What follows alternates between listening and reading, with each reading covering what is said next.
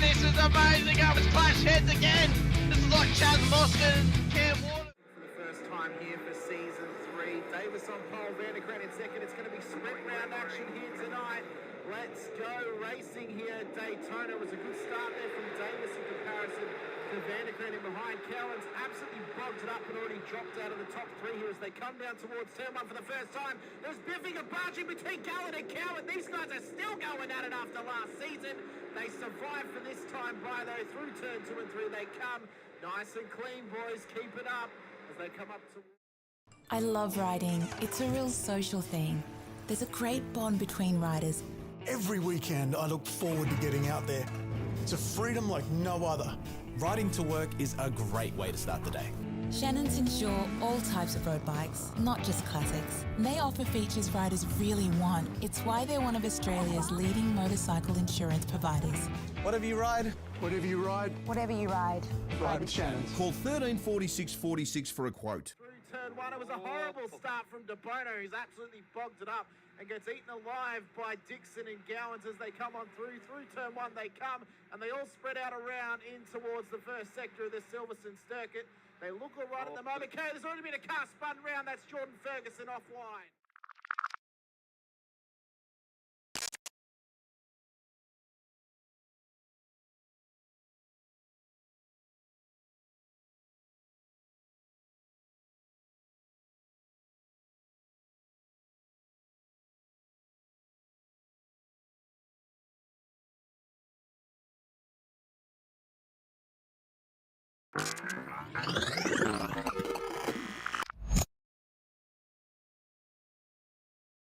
Is green at Road Atlanta here as well. Faulkner did get away. De Bono is tucked in as well. Unfortunately, Houghton is on that outside line. De Bono does want to turn it to twos. He's got the job. De Bono's overtaken. Now can he get Ben Faulkner up through turns for 2 and 3? They go round the right-hander, dropping down the hill. Faulkner's out in front. De Bono second. Houghton third. Ratcliffe in fourth. No real dramas going into turn 1. We've always had a few cars. They're all special. The T-Bird. Oh, that's mine. The Combi for when we want to get away. The XR8. It's going to be a classic. They're all insured with Shannons, We've also got Shannon's home and contents cover. which helps protect our automotive collectibles, tools and memorabilia in the home and garage. If you're motoring enthusiasts like us, it's got to be Shannon's. Shannon's, insurance for motoring enthusiasts. Call 134646 for a quote.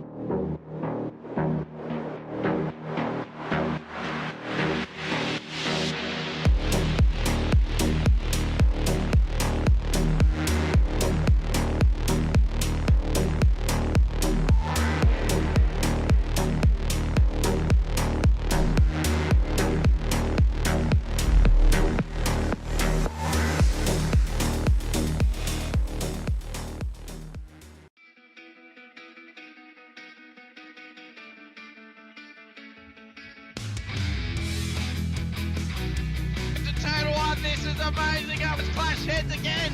This is like Chaz Moskin, Cam Waters. Almost the same situation. Better contact going down the hill. Sam Noble wants to sniff on Dave Coleman now. Sam Noble bottle right now because tell you what, Bruce Tannock and Jamie Dyson just absolutely drove away from us. Hayden trying to go around the outside. This is where he could have just sent it up the inside, but he hasn't committed, which is fair enough. It's very scary out there, ladies and gentlemen. Let's see if we get a good run. God's just absolutely competitive here. Really nice move. Blake Delaney had to move out of the way.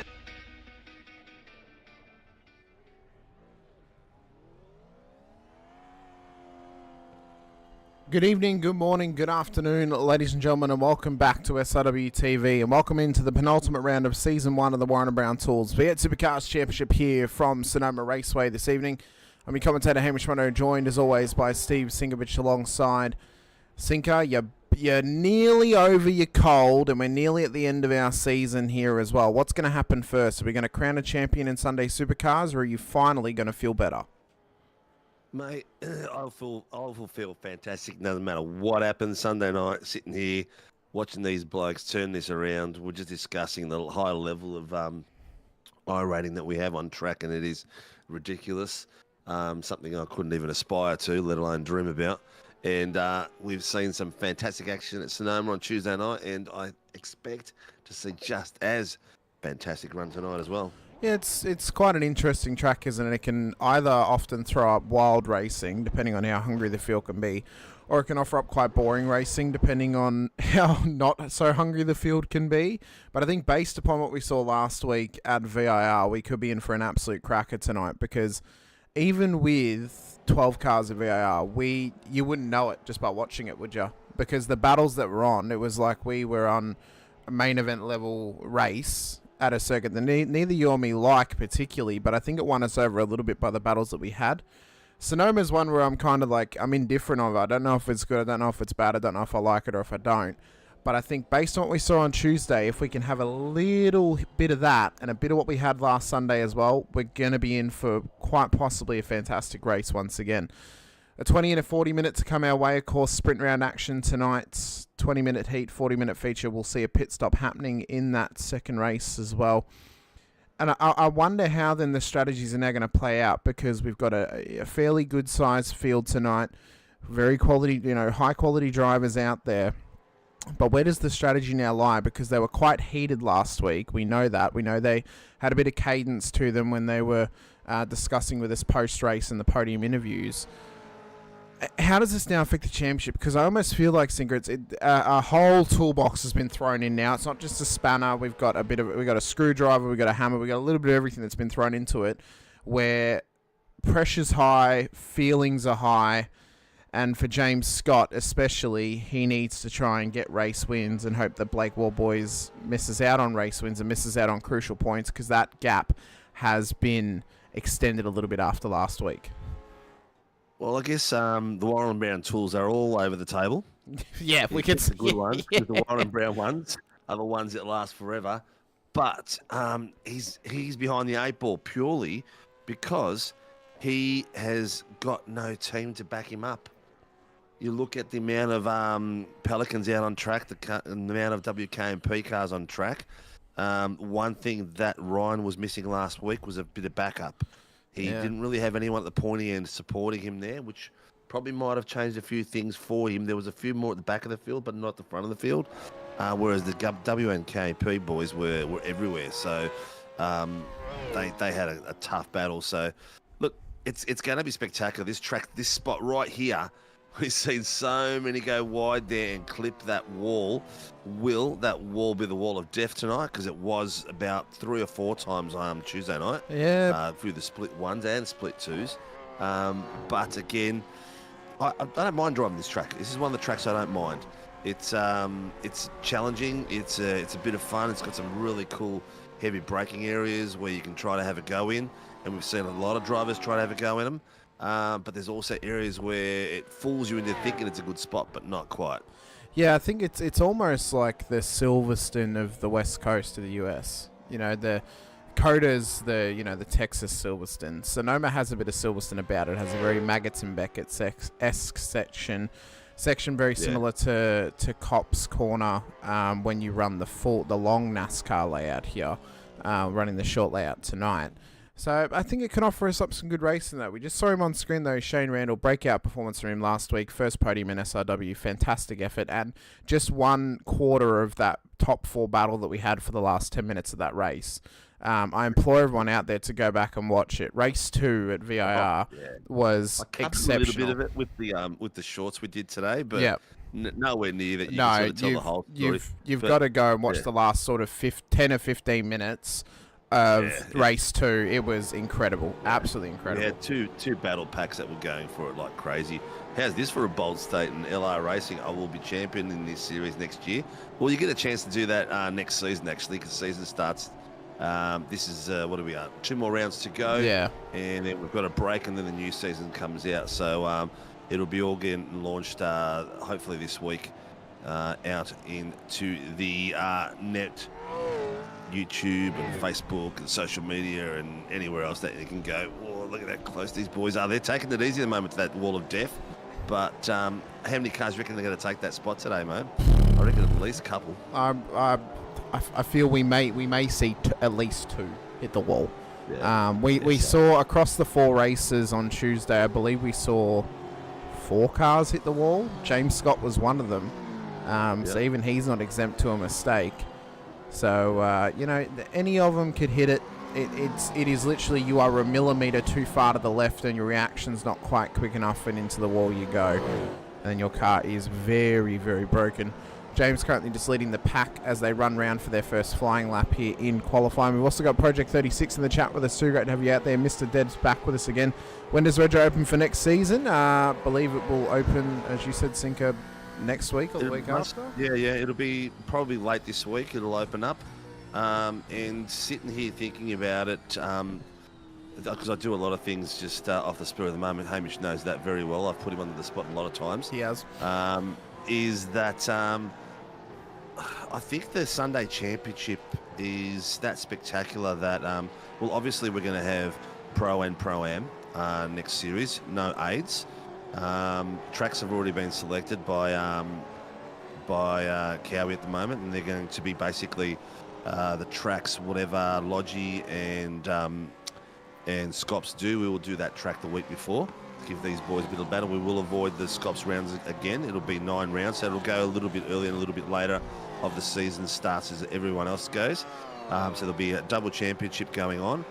No aids, and there'll be Warren and Brown tools will be given away to the first 3 in each series.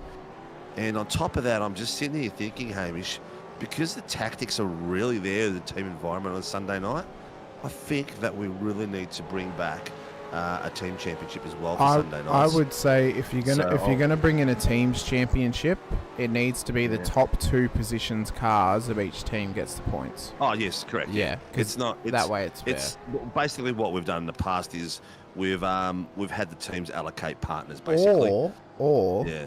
Actually, so even better point for you as well, because obviously there's some drivers out there who don't have a teammate.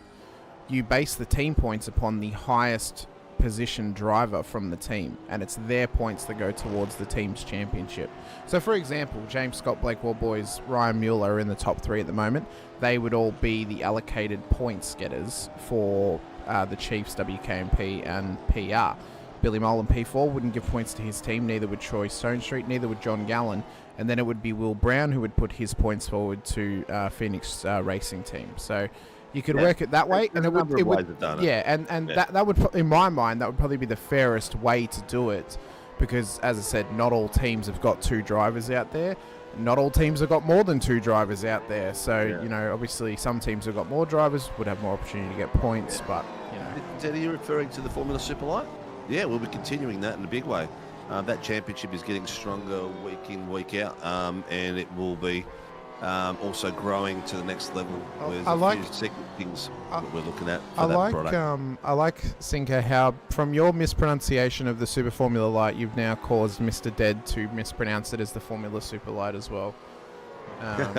But I've been fixing that a lot lately. It is, I don't know why. It's one of those dyslexic things. Not that I'm dyslexic, but or picking on people that are dyslexic. But it's one of those things that where you just brain won't revert. Because we did the Formula 4 for such a long time, and it was just like I still do. I'm getting better. Super Formula Light, yeah. So it's coming off the lips a little bit easier these days. But Yeah, it's one of those things. I just say Boys and collies, I just say the SFL. It's easy. That's definitely. LR Racing. What I-rating do you have to be top? There's no splits. So unless there was over 70 drivers, there wouldn't be splits on Sunday, and it's not based upon I-rating. Not based on I-rating. Oh, there will be when we split it into next season will be Pro-Am. It'll be based on the field, so the field will be split into Pro-Am depending on what it is. You'll get a selection of where you'll sit in that field. So that will work out. But you need to have a D class 2.5 rating of iRacing to enter any of our series. Yeah, and it would have to be it would have to be a Class D touring car license as well, since they separated them. So you get in there without an issue. But there's also Tuesday nights, which we have split 1, split 2. Split 1 is the rookies and AMs. Split 2 is the rookies and AMs, and split 1 is the Pro-Ams and Pros. So you can also get in there on a Tuesday night and get your ratings up and have some fun in there too, which is a very massively popular series. But anyway, Blake Warboys, 2 purples, orange sector, third, looking very good on track. He is currently sitting in second place, as we expect. The top 2 boys, James Scott and Blake Warboys, swapping it around a little bit here and there. James Scott has just improved a little bit of the 1:14.402, and bang on that. Warboys has gone for a 1:13.639, so very, very fast, these front leading boys. Yeah, very, very quick indeed. They both improved just a little bit on their laps. Ryan Mueller, who was involved in that top 4 battle last week, and then again in a tight battle on Tuesday against James Scott and Blake Warboys once again. So he is definitely getting. They say throw a pigeon, throw it amongst the pigeons, but we're throwing him amongst the pelicans at the moment. I mean, he is. Oh yeah. He's thrown at the deep end. Really, really thrown at the deep end. There's a fair few Pelicans. There's a fair few Project 36s out there. Yep. They're the dominant teams with WKMP. Pretty much a 4-way team battle at the moment as the major teams. But there is a few smaller teams in there as well, isn't there? Yeah, there is, and maybe not necessarily smaller on the grander iRacing scale of things, but smaller in terms of their representation in SRW. Right. We know that PSR have got quite a few drivers, but they don't have as much.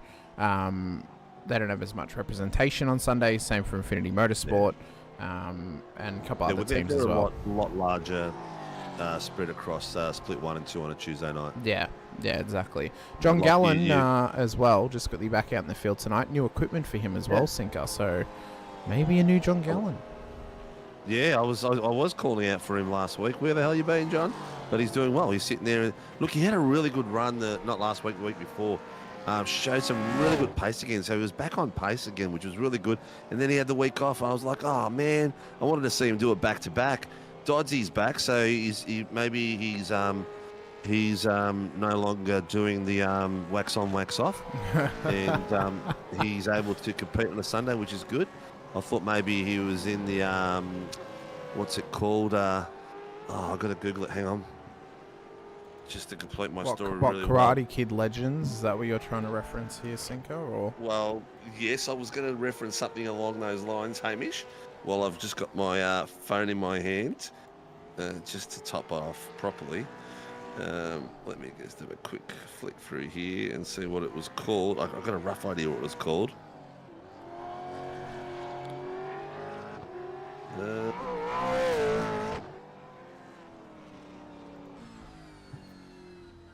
And it was the, that's what it was called. I knew that's what it was. He's getting ready to compete in the All Valley Karate Tournament. Oh, Sinker. And I'm disappointed, Sinker. Now, I'd understand if you forgot the name of the Sakai Taikai, but the fact that you forgot the All Valley, that is very disappointing. I like Valley. I know it's Valley something. To be fair, Dodsey is not under 18, so he could not participate in the All Valley if he wanted to. He would actually have to compete in the Sakai Taikai, at least from the karate tournaments we know that are in Karate Kid. But but we digress as always. Yeah. And he is there, focused, ready to go. He's setting up for a lap right now. Let's follow along with him here as he goes on this lap. We've got just over 5 minutes to go in qualifying as he rides it up the hill. The camera, as always, gets a little bit unfocused, but Dodsey never gets unfocused. He is fully focused on setting this lap for Project 36 and trying to get this car inside of the top 10. His teammate, Jamie Davis, is currently on the top 10 cutoff in P10 at the moment. And, well, top 10 next week is going to have much more worth to it than this week, as next week, if you get into the top 10 in regular qualifying, you get into the top 10 shootout for our Sebring Enduro. 80 minutes of racing around the home of the Sebring 12-hour. Of course, built on a former Air Force or airport base in the US as well, much like Silverstone. It's often was called the Silverstone of Florida for a long period of time, as that was the inspiration of it, but it's definitely a track that will offer some challenges to these drivers, and those who took part in the 12-hour earlier in the year at least have got some track acclimatization to them and should at least know their way around the circuit, Cinco. 100%. I mean, this circuit's been done a bit. We've done SRW's done it a few times. It always brings up a good show. So there's no harm in it. There's lots of nice big walls to make some spectacular accidents, and all is. He only just missed out on the top 10. P11 there for Dodsey. He'll have another crack. Stacey Boyd is now the cut-off. In fact, he only just. Oh, where is Mueller? He's just third place. He's continuing the pace there. He's really good.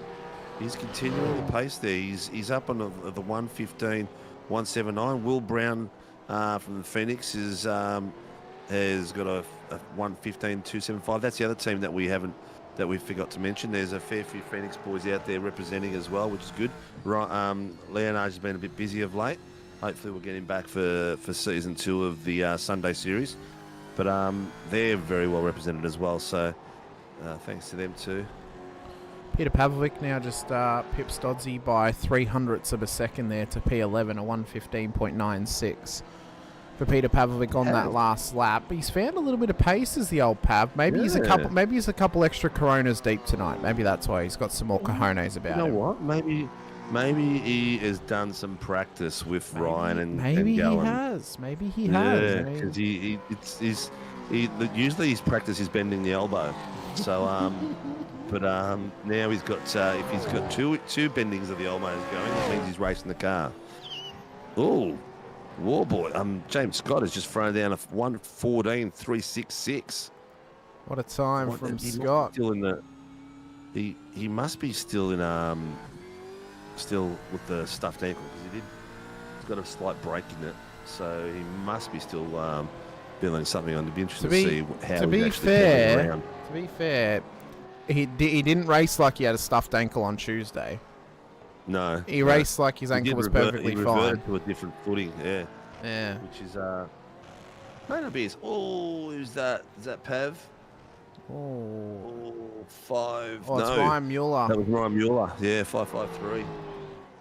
Off the circuit there. Billy Mole just inside of the top 5.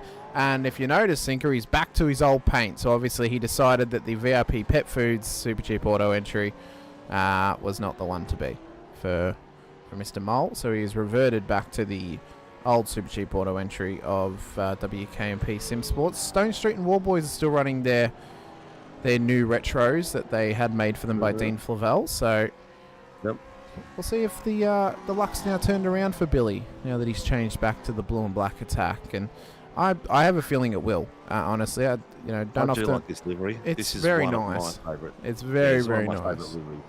Liveries. I do miss Blake's version of this, which had the green instead of the pink. That was very, very nice on the Mustang as well. But it's a good look for it. It's bold. It's the sponsors are really well placed. They're nice and bold. It's not too much done. It's just a nice stripe going down the side, just to accentuate the corporates, and looks pretty cool.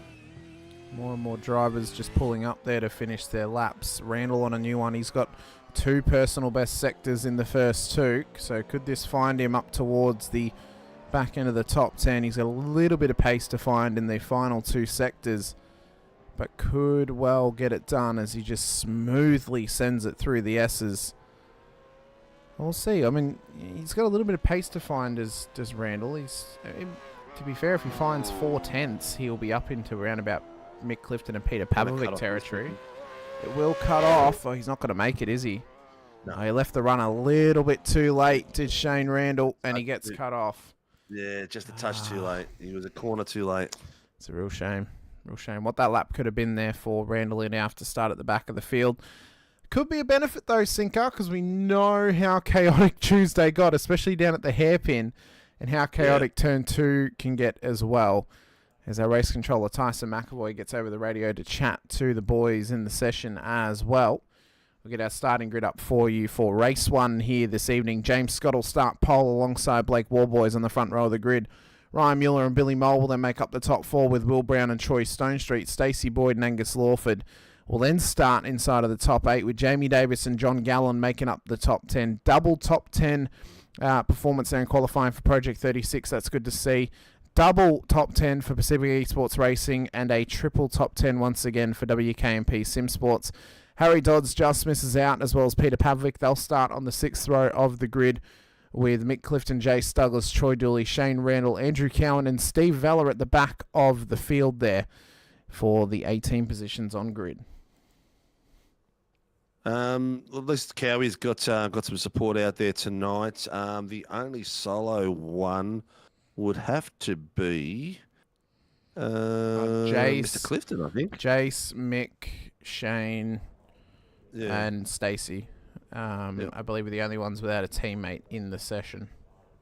Grandma Lee's got the flag waving already early before the start of the race. Good to see. This is going to be a cracker, mate. This is going to be a really tough race. Ladies and gentlemen, let us know how the audio's going. We had a few issues on Thursday night. Make sure you can hear myself, Hamish, and these spectacular cars, because you don't want to be missing that. It just adds that little bit of ambiance in the background, which gives us the raise of the goosebumps in the hands, the hair on our hands, on our arms. I've got hairs on my hands, just on my arms. I thought you said hairs on your hens then, and I'm thinking, when the hell did you get a chicken coop? But lights are going to go up for the start of race number 1. James Scott, Blake Warboys on the front row, and we are underway for race 1 this evening. 20 minutes of racing, and it's a horrid start from James Scott, who drops out of the lead. Blake Warboys, Ryan Mueller, Billy Mole have all come through on him as they run up towards turn 2. How chaotic can it be up here? We know what it's like.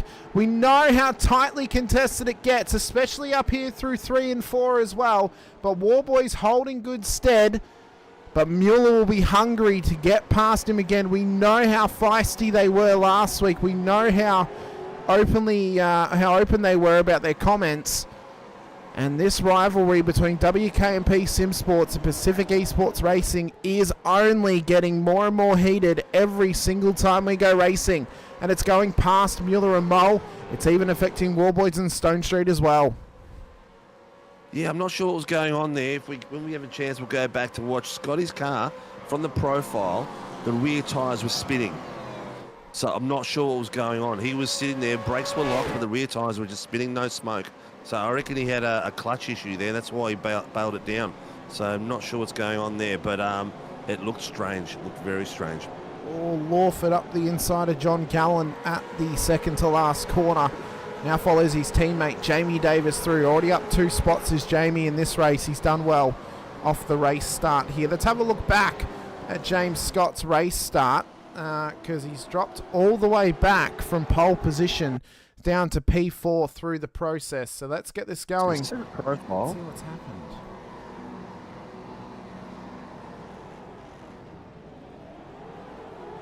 Oh, it just didn't look like he just didn't get the drive.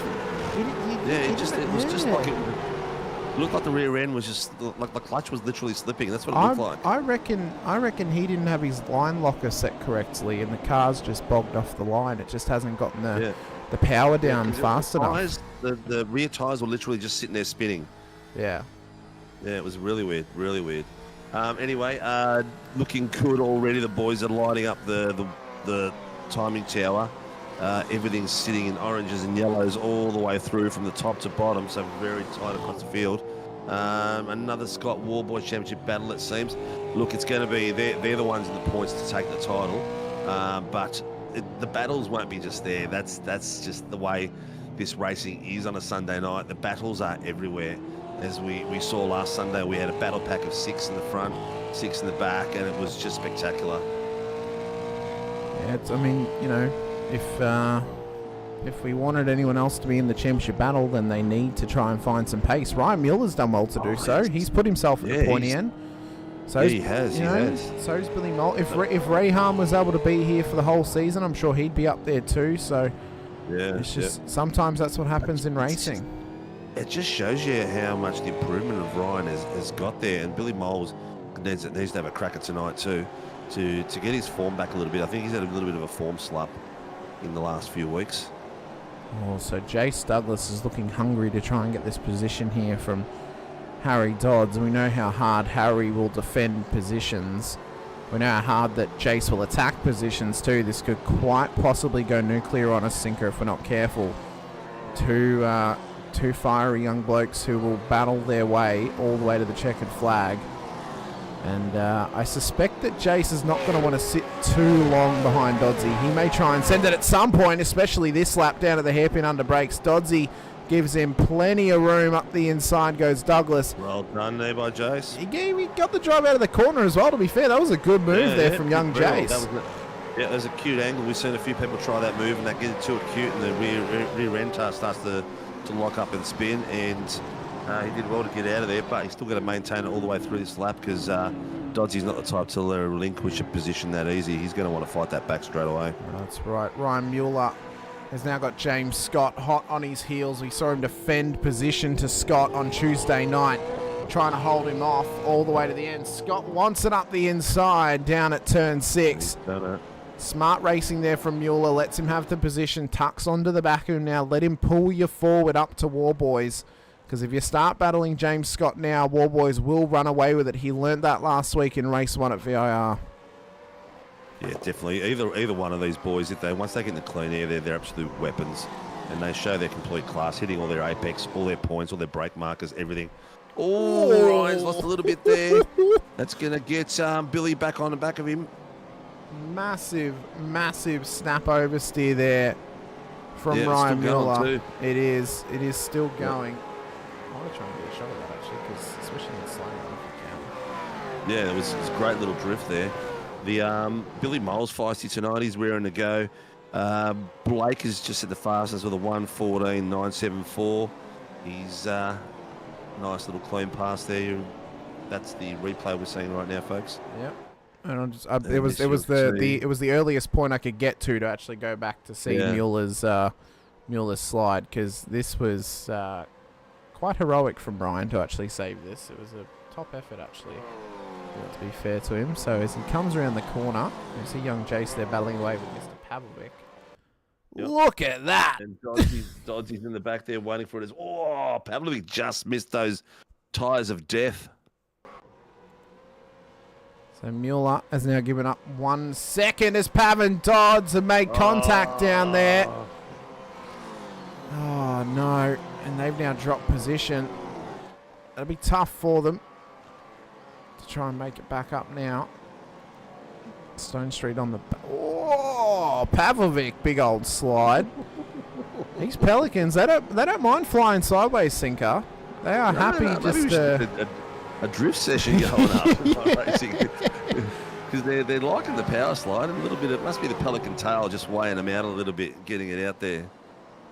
Oh, someone's called something in. Put a 216 has called something in. 216 is Peter Pav. He's called something in there. That'll be Doddsy's moment, I would say. With him, we should just put a bit of water and send him over to Tsukuba. So what's happened here? So Pav was a bit wide. He's then in behind. Yeah, Doddsy's right beside him there. I don't know. That's a tough one to... we'd have to have a look at it from behind, so we'll leave that one up to race control.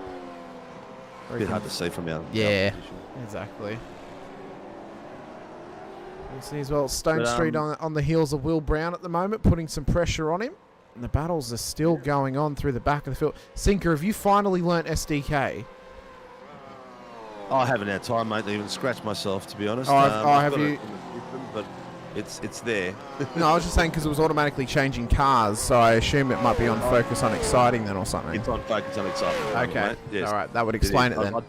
I'd left it on that purely because we're in the middle of these battles and that, but I can always change the focus to someone else when we need to. Yeah. The John Gallen, Stacey Boyd, having a great little battle there with Jamie Davis. On the bottom screen at the moment is Tyson's boys fighting, well they were, Tyson's boys fighting along, putting some pressure on the lads in front of them, which was Shane Randell. Yeah, he was feeling the pressure from Dooley for a moment, but Cowie and Dooley starting to work together. Shane trying to chase down Mick Clifton as well. So we'll see what sorts of battling could come between those two. I wonder how the pit stop's going to affect race 2 tonight, Singer, because we didn't see it on Tuesday, being that it was a 20 and a 20 for the sprint. And how that pit entry is now going to affect these drivers, because it's a very tough pit entry. It's incredibly tight and quite, you have to slow up pretty quickly to get to the slow zone. Could we see a couple of incidents happening in towards the pit entry tonight, possibly in race 2? Yeah, I think so. It's a tough little spot. And here we go. 981 drive-through penalty. So Harry Dodds will get a drive-through penalty for an incident there. Yeah, I think that must have been the one on Peter Pav. Yeah, it was. I think he probably just dived in a little bit too late. Yeah. Probably a bit desperate. He comes straight in to serve it as well, so he's not willing to try and push on too long. He hasn't really got much to gain by doing that. We've got what have we got? About 11 minutes left. So. 11 minutes. And reverse top 10. At the moment, we've got Stacey Boyd and John Gall on the front row. But I'm pretty sure that Jace Douglas and Mick Clifton will want those spots as well. So they've gapped out a little bit. Jace has pretty much got 2 to 3 seconds of air behind Stacey Boyd, and Clifton's got about 1.5 behind him. So he's in a nice little pocket. Oh, that was close. Yeah, I think if Douglas or Clifton want to put some pressure on Boyd and Gallen, they're really going to have to get a wriggle on now, because it's unfortunately you've only got 10 minutes left. You've got to start pushing because they're 3 seconds off the back of them nearly. So they've got to start putting out some quick lap times now, just to really put the pressure on them.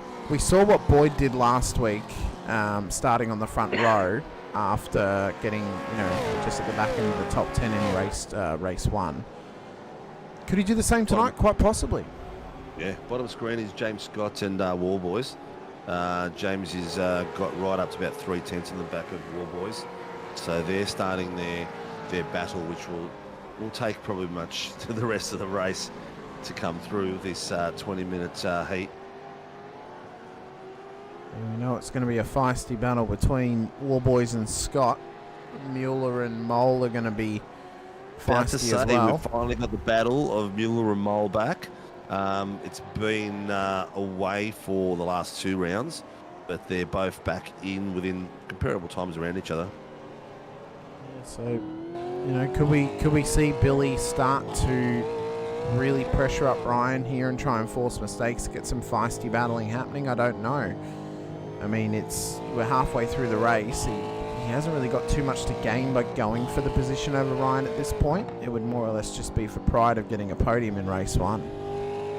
100%. Podium's there to be grabbed. Definitely a battle position. There's no doubt in my mind at all. It's also, pride. Definitely pride. They've been battling up and around each other all season. There's no way that Billy wants to lose to Ryan. There's no way that Ryan wants to lose to Billy. They've been such close competitors that, we mentioned it before, they are literally brothers from another mother. I mean, they are just the polar, I don't want to say opposite, but polar pair of each other. I mean, it's incredible how you can find 2 drivers like that at a random point. You get them where, they're of a similar age, a very similar skill set, very similar timeline to their racing. It's quite interesting how that can play out, especially in sim racing, but also real racing as well. Yeah, I think at the moment Ryan's just made that little bit of step away. The last 2 rounds he's found something a little bit more But that's only going to come with practice for Billy as well. I know he's a hungry driver. He loves the battles. Yeah, and he's surrounded by a really good team as well. So. Yeah, I think for Billy, he just needs to... I'm not quite sure what he needs to do to try and make some more gains. It's almost like he's plateaued over the last season, or the last iRacing season at least. Where for Ryan, he's gone that next step. So maybe it's that Billy just needs to find the compass to let him know which step is in the right direction for him. Just to get that a little bit better. And it's such a tough thing to do, especially as a driver. It's even tough as a team owner too. But for Billy, I mean, he has been on such a rise that it's just going to take time. But Scott and Warboys... The reason I just held my breath then was because Scott had taken the wider line out of that corner near the tyre wall and just missed it. But he maintained pace through there and nearly got a little bit of overlap on Warboys there, but not enough to give Warboys any fear. Warboys is playing his cards very close to his chest and keeping it very tight through all the corners. He's just having Great battle here. It's a fantastic battle. 6 minutes, 15 seconds left. James wants the line in there under brakes, but Warboys has absolutely bottled it and locked it up. Oh no! He absolutely mozzed him. Oh, a rare mistake from Blake Warboys has given James Scott the lead. This is it though. This is the level that these boys race at. It's the 1%ers that are the difference, So now it's Blake's turn to get on the back of James and put the pressure on for the next 5 minutes. Well, we saw, and hopefully James make that error. We saw James make that 1% error on Tuesday when he hit the wall, and now we've seen Blake make his 1% error where he just locked it up under brakes, ran it wide, and James came through. That's the wall of death right there, folks. It appears that he's not having... every time. It appears James is not having nightmares about that wall because he is happy to run up alongside it every single time he drives there. He So definitely is. This is the battle. You got it on the bottom screen, you got it on the top screen. You can see the outer and the inner and see how close they get to each other. And the fight between these two boys is dramatic all the time. they are such close competitors. Can he get him, or at least he's not going to get him because that would be a hell of a dive bomb. But can he at least gain under brakes for Blake Warboys? Oh, he gained a little bit, had a little wiggle on exit though. Has that compromised the exit for him? Oh, I don't know if it's definitely. Yeah. Definitely. He's got him out to 8/10 now. Oh no, Troy Dooley has just had an incident further back in the field. He's kept it going though, apparently. But he has lost that rear end on the PSR car. What has happened to Troy Dooley here? So he had his teammate Peter Pavlovic in behind him. He had Cowie ahead of him. Oh, he clipped the wall, and I think he was served by Pav on the way through. Clip the tip of it. Just barely touched it. Oh, it doesn't take much.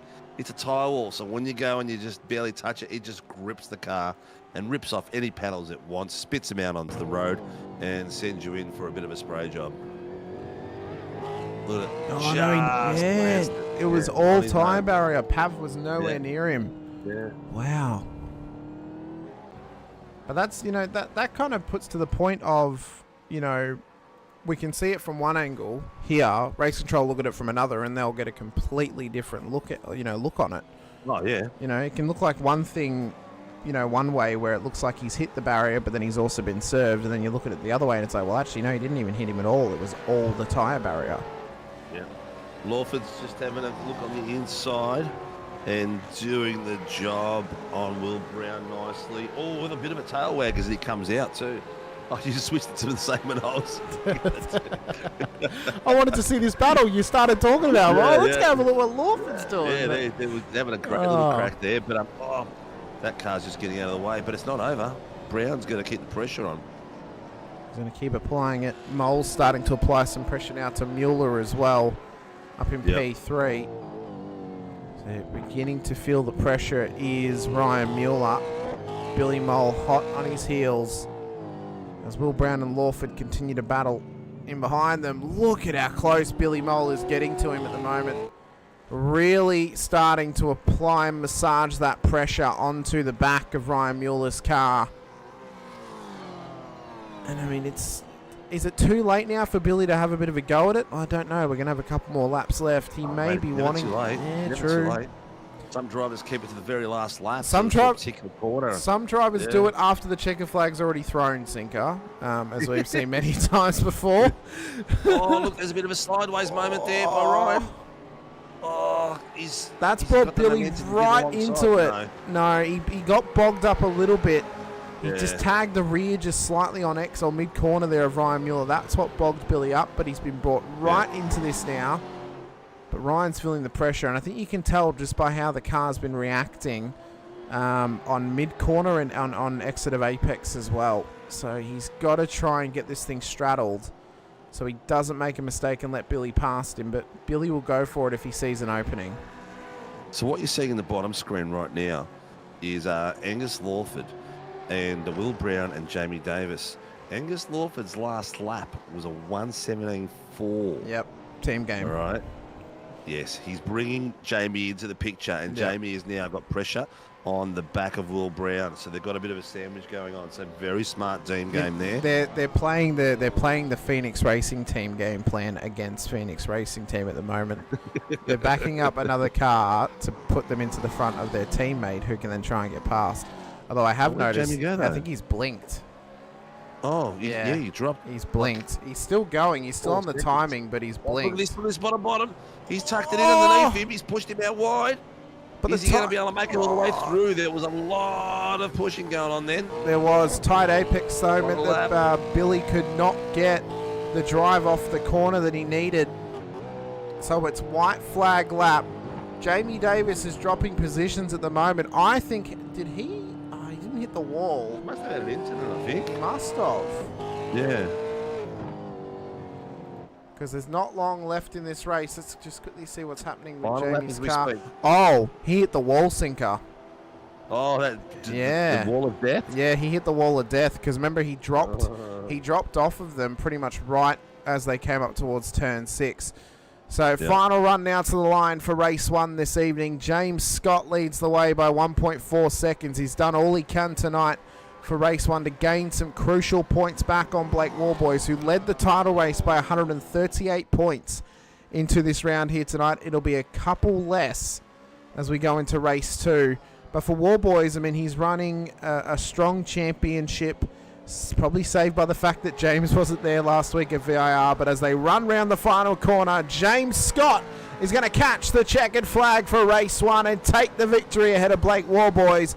Ryan Mueller is just going to survive in P3 to Billy Mole.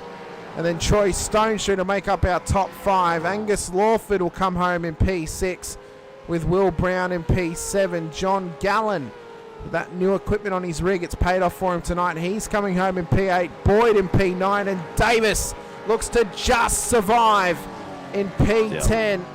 4.5 seconds ahead. Well, look at that of Shane Randall. If he had damaged that car anymore, we would have had Randall and Boyd on the front row 2 weeks in a row in race 2.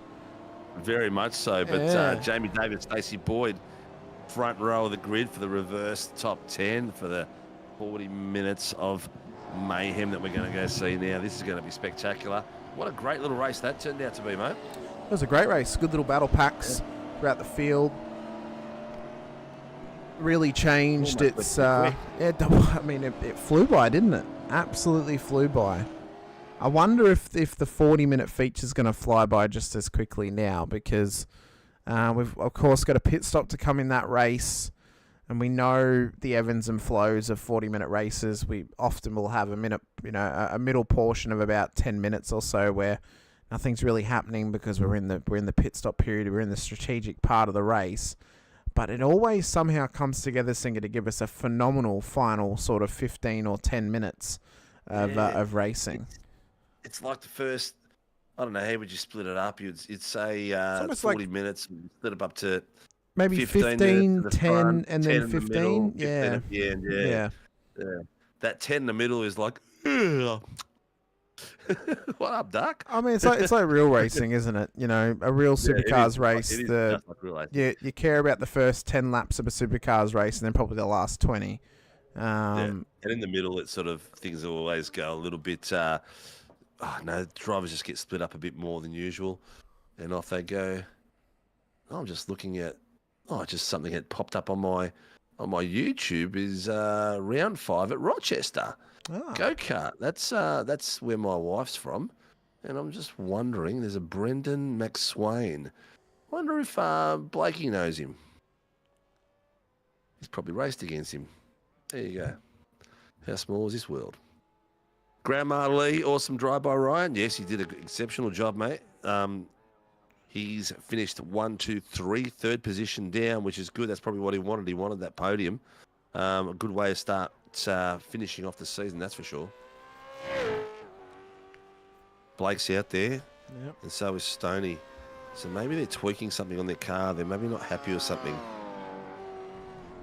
Yeah, could be just making a couple of last-minute adjustments. They might even have a separate setup for the 40-minute race, of course, running maybe a slightly different fuel load in the car, because obviously you have to do the pit stop in race 2. But yeah, just maybe seeing how it's going to go for the longer run comparatively to the 20-minute run. Maybe even just testing a low fuel setting just to see what it's like with the lower fuel but fresh tyres, possibly as well. Yeah, I'd be wanting to try something like having a lower fuel thing and maybe have enough to make it to halfway. Probably the full tank's gonna just that little bit lower than normal, just so you can get a nice start and have lighter at the beginning and then fight it through. I think the issue is you don't want to strategize your way out of the battle either. And sometimes you risk when you come in early getting caught up in traffic, and this circuit can be hard to obviously pass people, and if you put yourself too far back too early, it can take you out of the fight for the last 10 minutes of the race. So it's such a tough balancing act. Yeah, it is. It's a balancing act, which you just gotta try it sometimes. It's if it gives you a little bit more pace, it might be worth it. But both screaming around there at the moment. Stoney and Blake. And Vella as well. He's out there too. Out there as well. Yeah. I wonder what it'd be like out here for a bit of rain. Death. That wall of death section of the tyres would be just gripping everyone like crazy. You would be avoiding the only spot on the track that had grip. You'd be avoiding that curb at all costs, I think. Definitely not a spectators event. No, see, I don't think they have any undercover grandstands, so they'd all be tucked up in the bridge that goes across the circuit at the start line. Yep. Just trying to stay dry.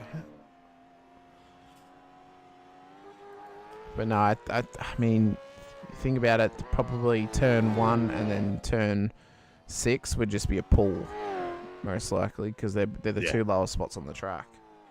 Yeah. The entry to the pit would be disgusting, that area. I mean, you'd be skating on entry, coming into pit lane. You'd be on the brakes, probably shitting yourself. Like, oh no, pull it up. Oh yeah, there'd be Code Brown moments there, that's for sure. Yeah. It would be. You might have to call it like the Code Brown 200 or something. Yeah. Code Brown entry. Yeah. Ryan, looked like Ryan was coming out, but he's changed his mind. As we tick over to the 5-minute mark, and then we're going to have not one incident. There was only one incident really. No drive. Was there a drive-through? I don't think we even have a drive-through, did we?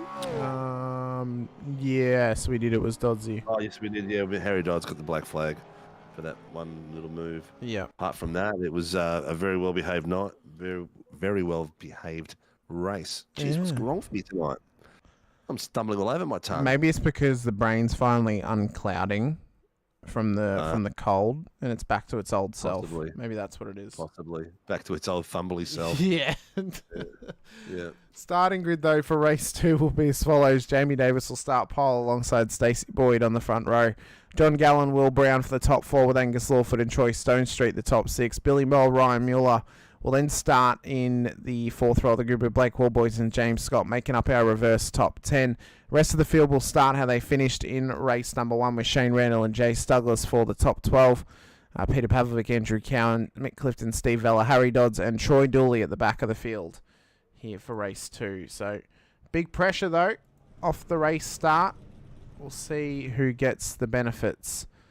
Second camera is on Blake and Scott.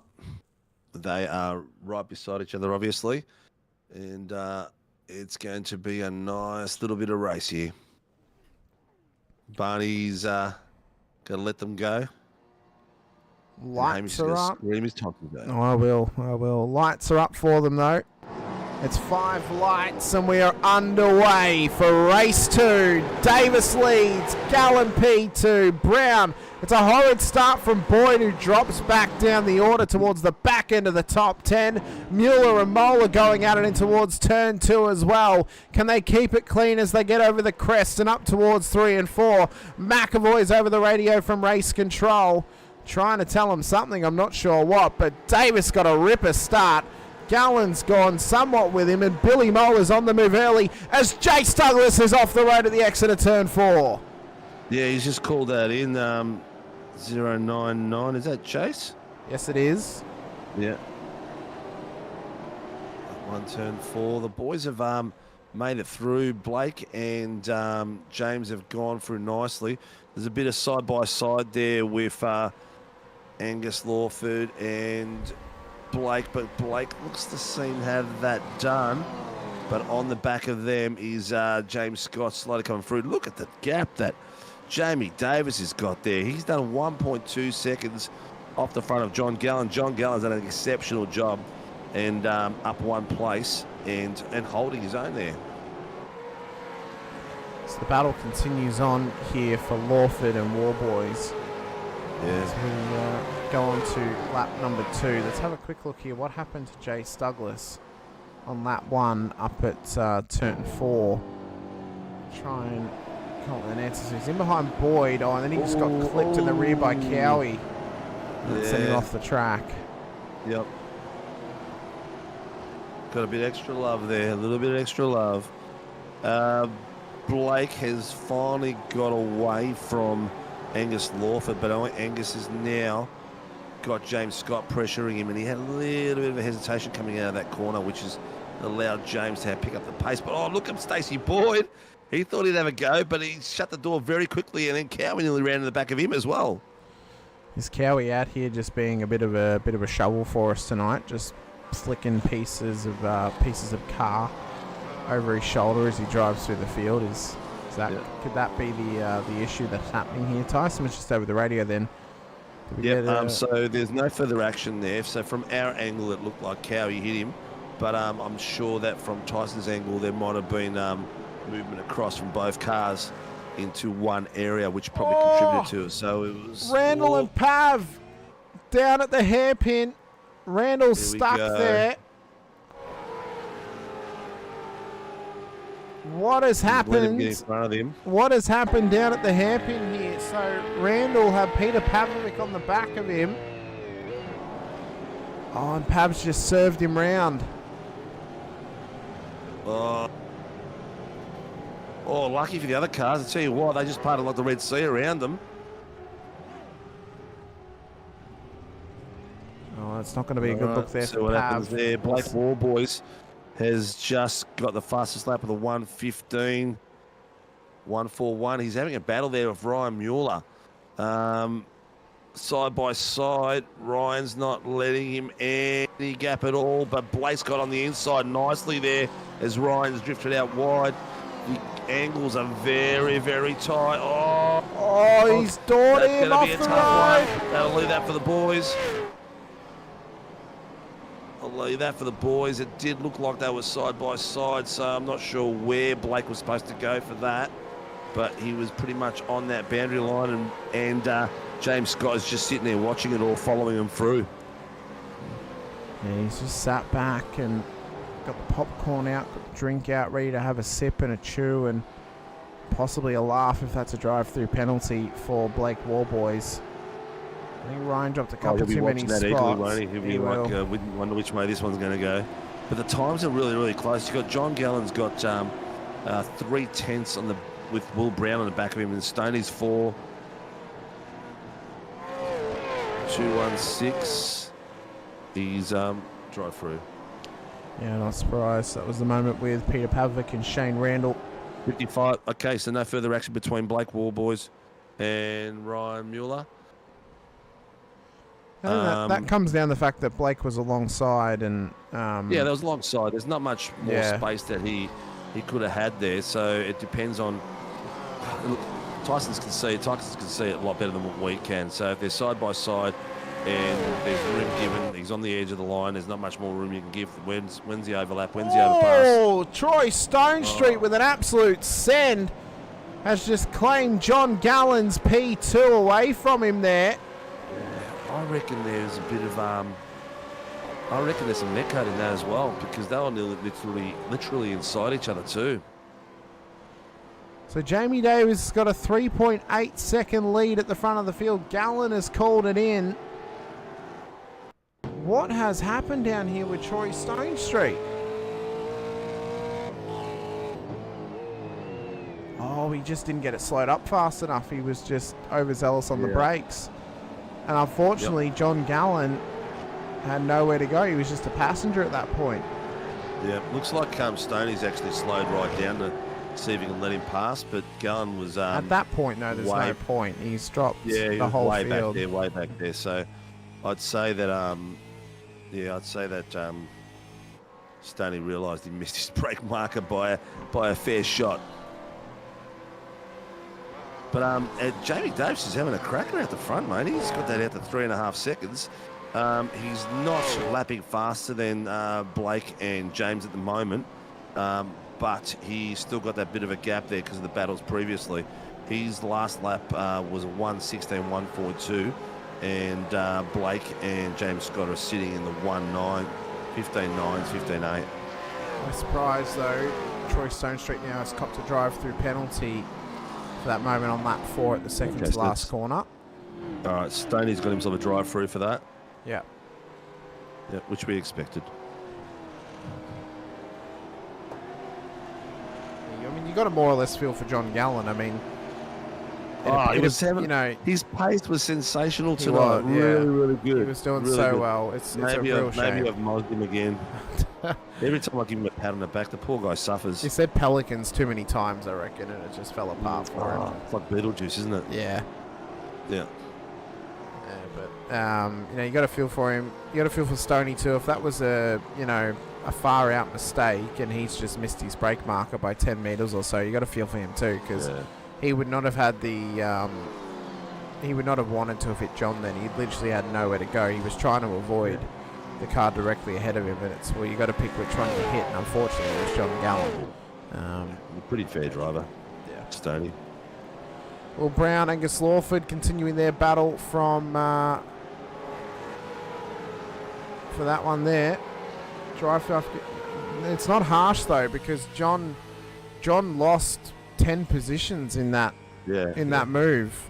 So the ruling is if you lose over 2 to 3 positions, even if it's readdressed, it wasn't readdressed anyway. Stoney did try to readdress it, but the Gallen was way too far back. If there's more than 2 positions lost, it will be a drive-through. So there's no point trying to readdress the position. Unfortunately for Stoney, he did try to readdress, but he was too far gone up the road. As John Gallen and Mick, he's just served his drive-through right now. Gallen is on track and he's putting it to Mickey Clifton now. He's got 6/10 on the back of him, working his way back up again. Yeah, they had a little minor off track there as they ran up the exit of 4, just running it a little bit wide, so pushing hard here to make up positions. Douglas trying to make up spots as well. He's only up 1 already. It's a good race from him. Dodsy's already up 7. Cowie up 5 as well inside the top 10. Warboys and James Scott are side by side into the hairpin. Scott's got him. He has got him in a great move, and now they've already caught up Jamie Davis by 2 seconds over the last couple of laps. Yep. So this is going to be the key when they do catch up to Jamie. how hard is he going to make it for him? He's gonna have to keep it pretty tight with these two boys around him. It's going to be very, very, very scary if it was me in there. That's for sure.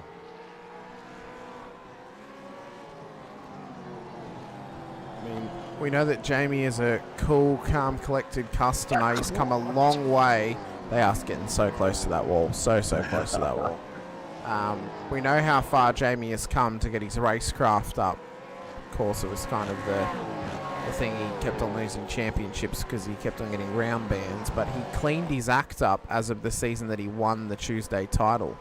And since then, he's consistently, he's consistently been consistent. He hasn't had any major issues. He's gotten better and better.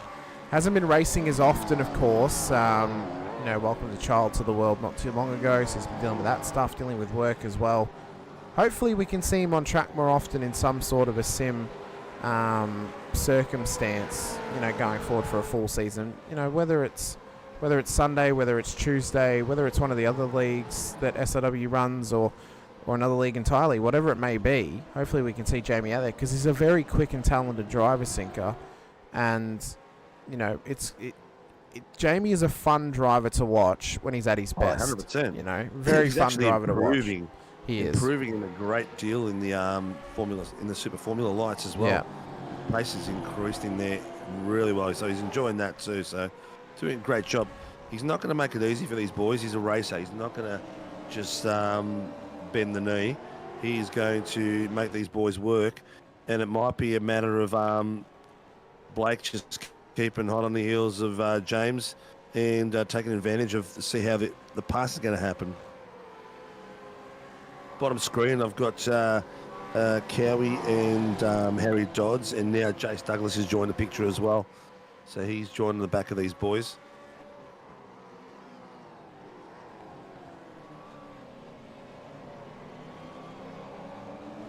As the front runners start to come in and through the final hairpin there. A couple of good battles on track. A couple little triple threats battles on track as well. If you're wondering why I didn't answer so quickly, mine was muted because I was coughing before. I forgot to unmute it before I started talking. All good, all good. The look at this little battle here. Harry's pulling away from these boys now. He's got it out to 7/10, so he's starting to put the pace down on his former teammate Cowie. But there's a lot of former teammates there for Harry.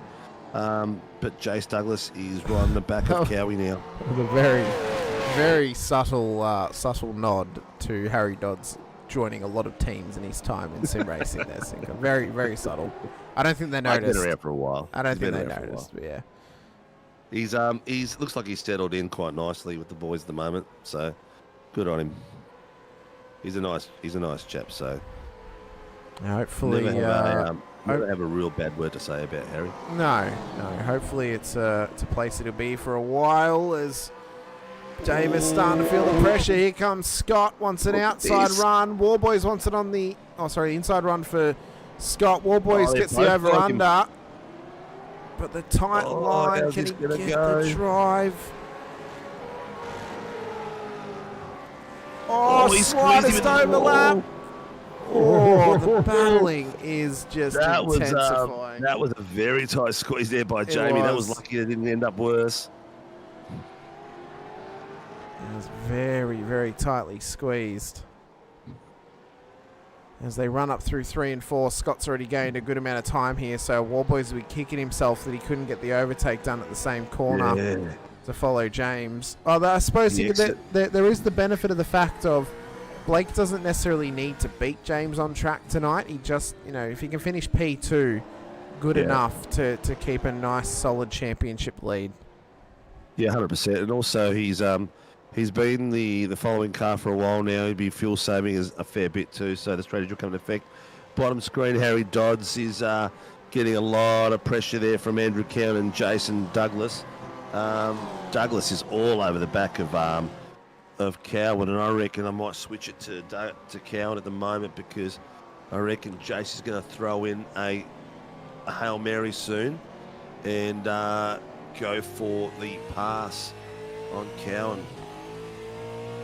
On board with Warboys, still trying to find a pathway round Jamie Davis. The lead probably a bit too far gone at this stage, just based on the fact he's been held up now for over a lap behind Jamie.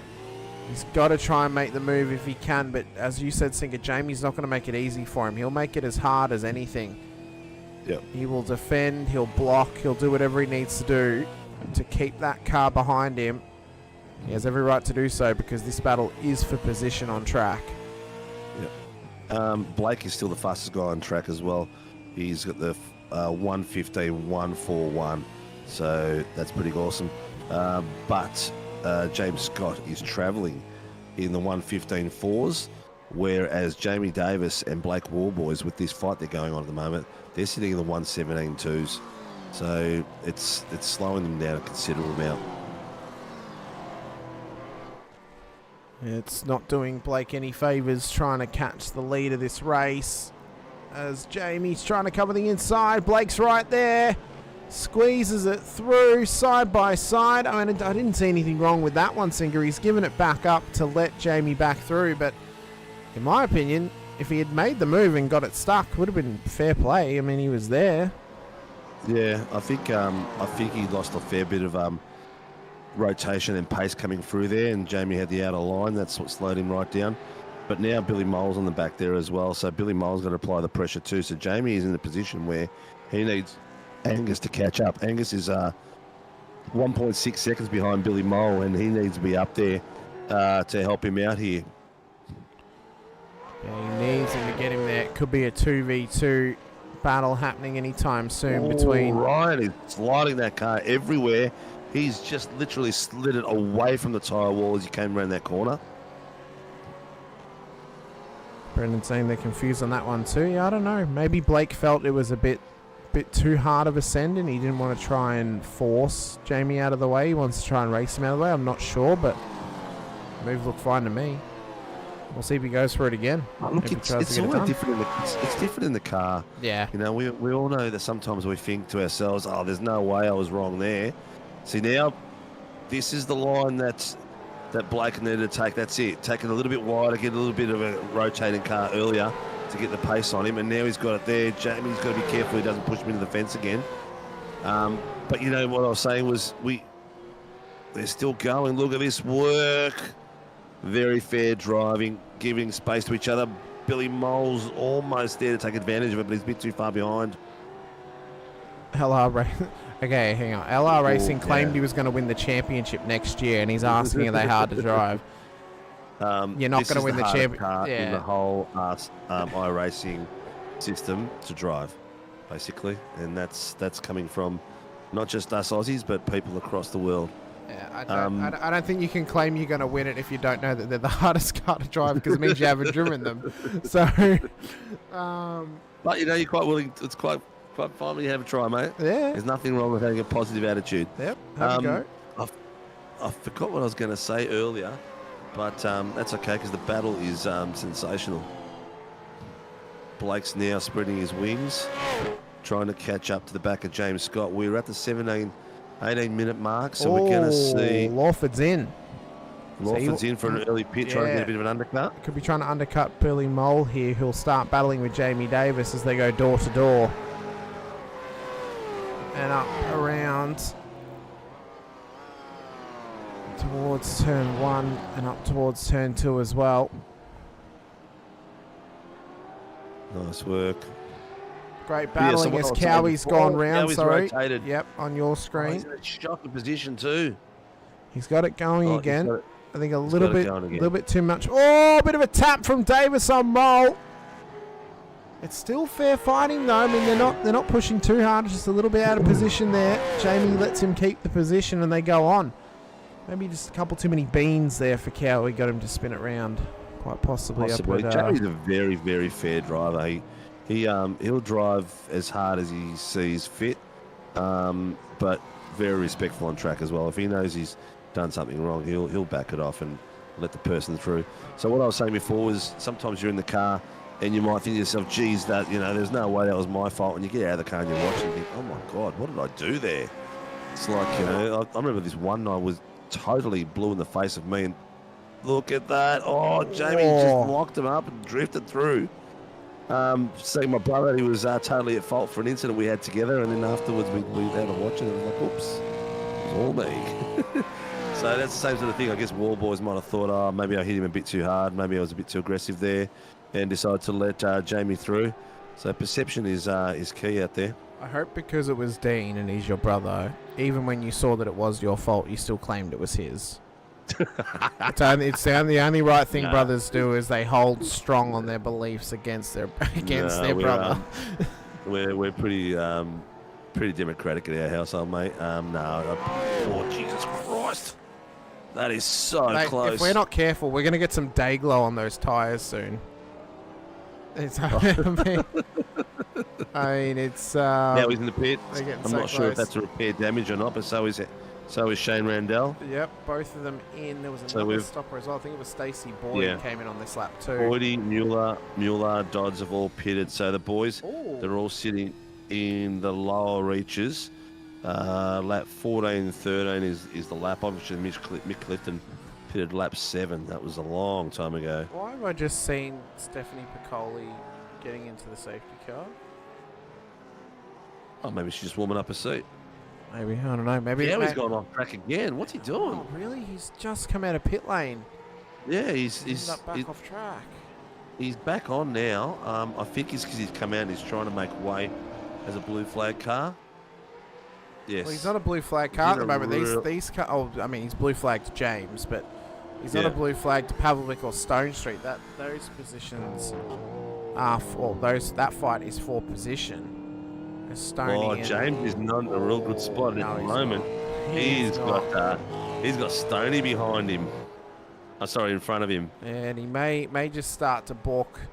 If James is smart, I mean, we know James is smart. What can I say? But if James is smart right now, he'll just come straight into pit lane and avoid trying to get through the lap traffic. Well, these boys should be yielding right now. That should be a yield right there. It should be. It's not that you need to, necessarily racing blue flags. Not you need to pull over and slow down. That was a good one. Well done. Yeah, you need to leave. You need to leave the door open for them to get the position. Yeah. So that's Peter Pav, isn't it? Yeah, good. Well done, Pete. He did very well. Jamie's in.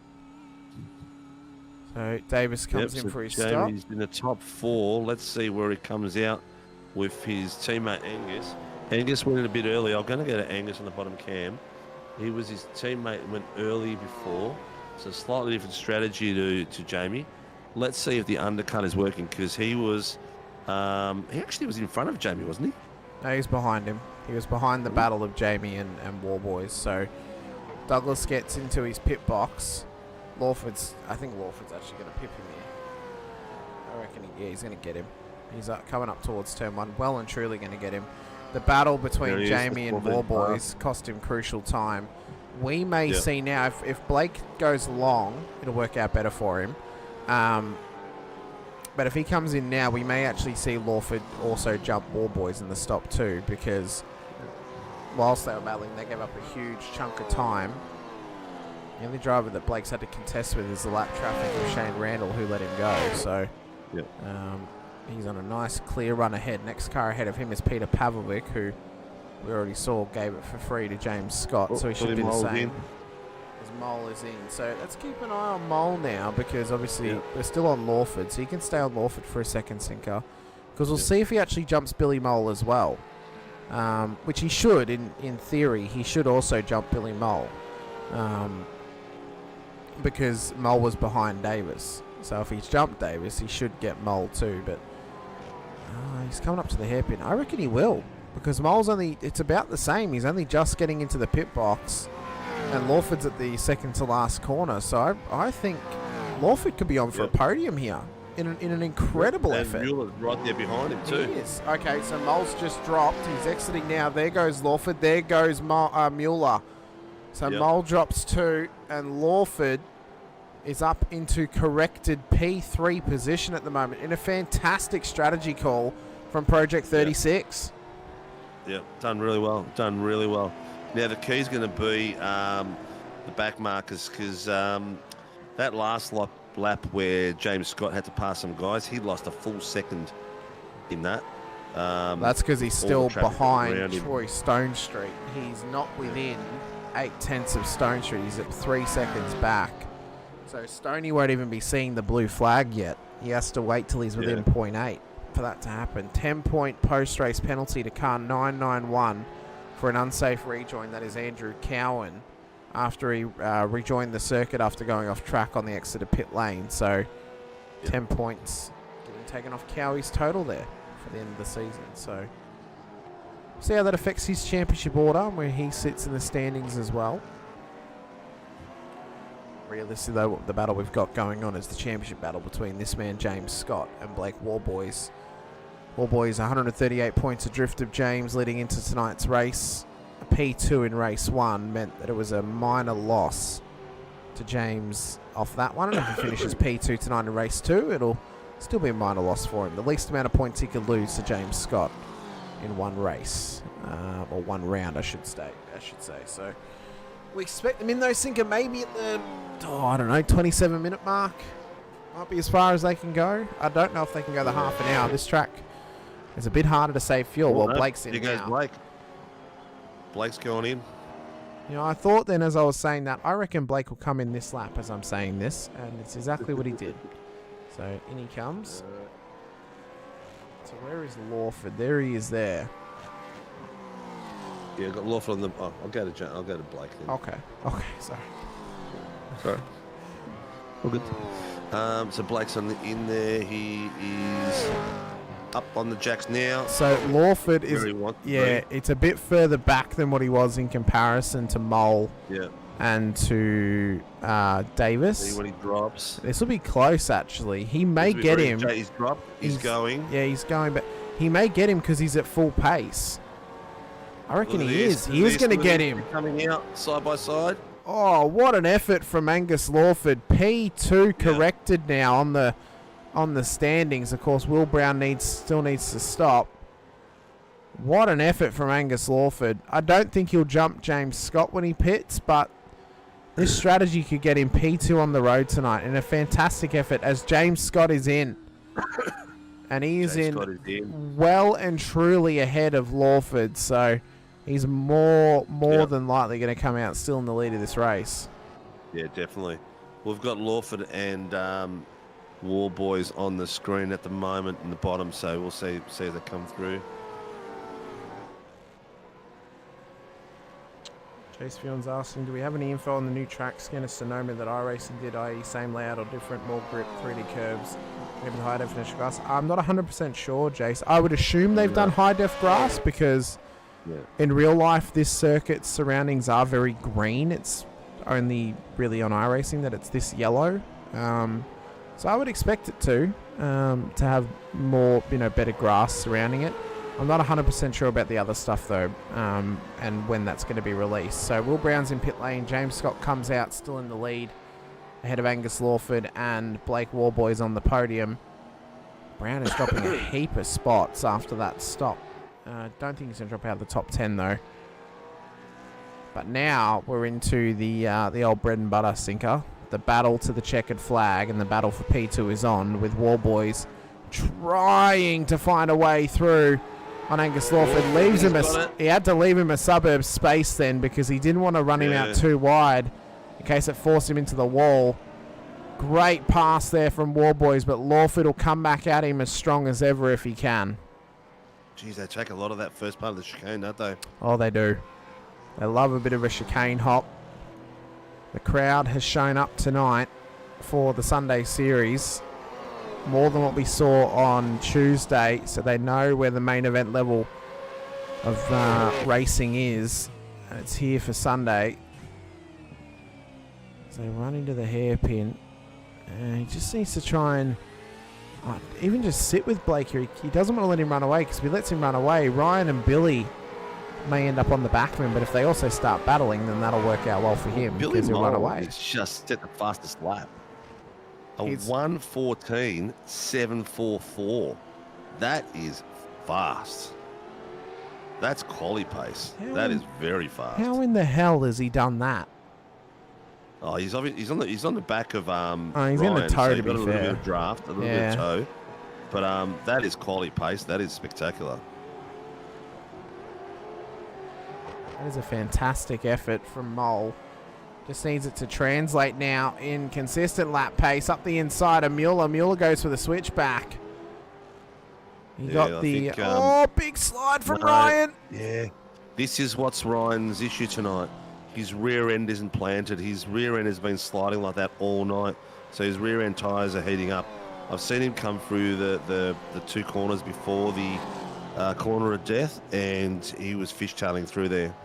Do we think the detractors, as few as there are for both of them, do we think for Mueller it's just how loose the rear of his car can get, and he can push the car a little bit too hard when it's like that? And then for Billy, does he maybe just get a little bit, maybe he needs to learn to back out sometimes and sit back and then try and find a better opportunity, or do we just think that both of them are, but their main detractor is still just poor luck and getting caught up in incidents with other drivers who may not be a fault of their own? They have been unlucky. They really have been unlucky, both of them.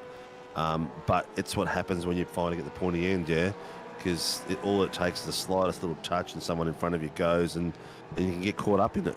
But I tell you what, James Scott has just gone down to the 1.14.086. He took Billy Mole's fastest lap as a personal insult and decided, no, I'm going to do it now. Yeah. Yeah. Of course. Just took 7/10 off it. James is known, if you have ever been in a Supercars official practice or a hosted, he is known to rock up, set the fastest lap, and then leave. It is the James Scott way. I don't think he's going to leave after setting the fastest lap in the race tonight. But I've seen him do it in one of the sessions with us as well. Yeah. He just sets the fastest lap and just goes. Yeah, he just does a lap, leaves. He's like, well, I've done my piece now, giving you something to strive for. Yeah. It's the James Scott way, but I mean, he's just that good. He is that good. And there's a reason why he is so close to finally winning a championship here in SRW. He's a Sandown 500 winner with Angus Lawford as his co-driver. Still yet to win the title, though. Blake's got 2 to his name, and he wants to make it 4 coming out of this season. He wants the 2nd Sunday title in a row. Actually, no, would it be his 3rd Sunday title in a row, actually? Didn't he win the Sunday series? One Sunday. Oh, did we have Sunday series last year? Was he in? Yeah, I think he won the last season of Sundays last year. Yeah, I can't remember. My brain doesn't get. I think he did. He won it. He won the title at Sandown, so I think it would be his 3rd in a row for Sundays, and he's looking to win his 2nd Tuesday championship as well, which will make it 5 for him in SRW. So, an incredible trophy cabinet for Blake Warboys. Look at him go. I mean, it's been fantastic battling. Fantastic battling thus far. We've even got battles towards the back of the field too. Blake has pulled away from Angus. He's got 5 seconds on him now. That is ridiculous. He's done a 14.6, so the lap times are really coming down now. Low fuel, fresh tyres. Cars are really at peak performance. On board with Stone Street as he battles in behind Steve Vella. So it's a close battle at the back of the field. Further up, Mick Clifton's got Jace Douglas on the back of him as well. Boyd has got Will Brown in behind him. And then as we saw before, Lawford has got Billy Mole and Ryan Mueller chasing him down for the final podium position here tonight. James Scott leads the way by 7.5 seconds to Blake Warboys. And then it's a further 5.4 seconds back to Lawford as Stone Street and Vella have gone round and they've made contact, Sinker.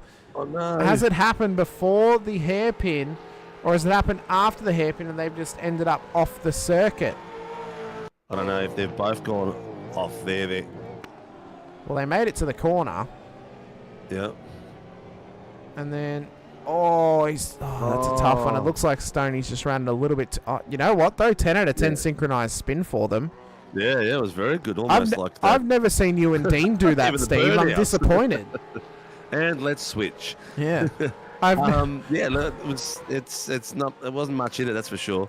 But I'm sure RC will. No one's called it in actually. Yeah, Steve's. So, I think because I think maybe towards the back, and Troy gave the position back up to Steve. They're keeping it going, and now Steve's letting Troy pass. So I don't know. Maybe Troy felt he was the one at fault. Maybe Steve felt he was the one at fault. I don't know. Yeah. It's a very weird scenario at hand. Yeah, they've readdressed it themselves. Oh no, Vella's calling it in. He's calling it in after giving the position back. That's wild. Absolutely wild. So James Scott just approaching them now. Oh, as Vella's... Was that a blink? He's got a black flag. Vella's got a black flag now for some reason. Oh, incident limit. I think it's because they've crossed over that area there and come back in. Yeah, because Stone Street's in too. Yeah, it might be an iRacing black flag. It might not be something that race control can do anything about it because they didn't. They've told them to look at it. So they've called the incident in because the black flags appeared, I guess. Anyway, so Will Brown. That's what it was. Yes. So they were both black flagged for the. They both did a drive-through as well. For the incident, they basically got an iRacing black flag for track crossing, basically. Yep. Similar to Daytona, if you end up going from turn 1 to the entry to the bowl instead of doing the infield. Or if you're at Phillip Island, you'd go across the jump and spear it into someone else. Yep, exactly. Or at the Chase, when the jump used to be there. Used to jump over the tyre barrier. Yeah. Go on. If you want to see something spectacular, have a look at our Bathurst jump night, where we actually had the jumps going over that before they closed it off.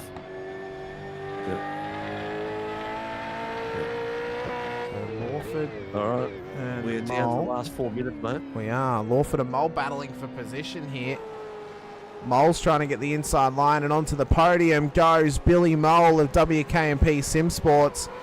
Back to the old livery and back to a bit of better luck for him, it seems. But Lawford's not going to give this up without a fight, I would assume.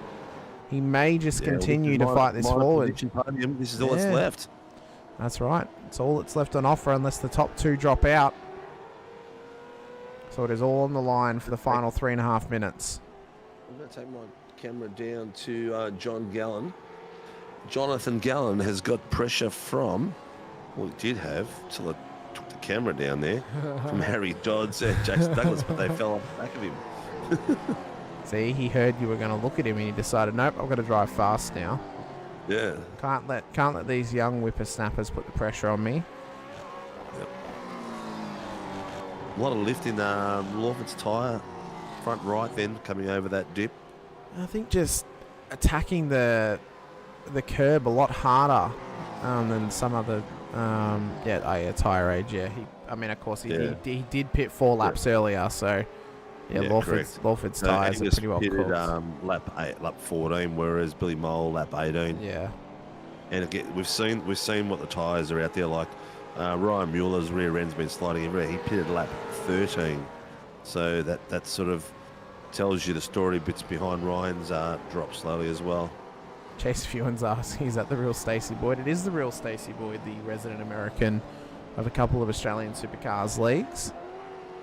So he is out there up at Sparrow's Fart from Buffalo, New York, to come racing with us here on Sunday night. Had a cracking race last week at VIR. Who has the oldest rubber at the moment? That would be Mr. Mick Clifton, who pit on lap 7. So he has the oldest tyres at this stage. So they will be really worn out by now. 23 laps on the same set at...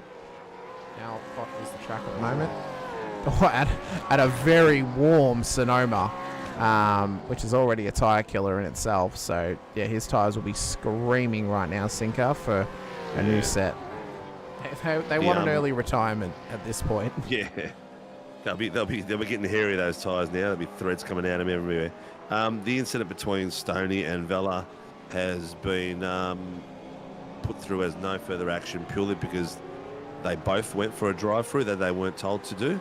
He said, I'm not going to punish you any further. They've all both been for a drive-through, basically, which is unfortunate because if they stayed out, Tyson could have cleared the black flags they had for IRacing. It's very rare that iRacing black flags will be cleared. It's more or less if it's something that was either out of your control or something random happens. So it's very, very the rare. oldest brother? Yeah, which I just answered is Mr. Mick Clifton. I don't know. I think I threw him out ages ago. So I was 21. I used to carry my wallet all the time. Bloody hell, Sinker. You're not supposed to. You weren't supposed to. That's bad for them to keep them in your wallet. Yeah. They're like cobwebs, mate. I'm surprised you've only got one kid at that. If you did that, I mean. Time will tell. It's not a scratch off. Facebook leaves your face out there everywhere, doesn't it? It's not a scratch off, Sinker, so you don't want it to get a bit of wear and tear on there. Yeah. Oh, you can't reuse them. That's right. Yeah. The old turn it inside out. And what do we got? Is this the final it's lap? The final I think lap. It may be. It is the final lap. Yep. There you go. So 1 lap left to run for James Scott at the front of the field. Blake Warboys in P2, 9 seconds back, and then a further 9 seconds back is Billy Mole in P3. So they're nicely separated at the moment. Yeah. Yeah. Jace Douglas is throwing the gauntlet down in the bottom screen to Harry Dodds. He wants that 10th place. He does. Does young Jace. Big time. He's all over him there. He's been having a real breakout season thus far, has Jace Douglas of Jet Murray Motorsports. So really wants to keep on pushing forward.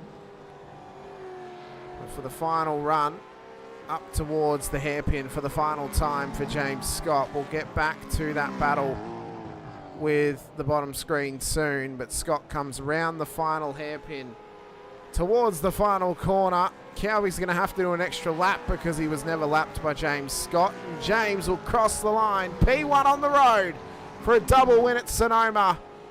9.6 seconds back. Still the leader of the championship, leading into Sebring next week. Blake Warboys comes home in P2 with his teammate Billy Mole making up an incredible return to form and a double podium for WKMP Sim Sports here this evening. Lawford in P4. Mueller will come home inside of the top 5.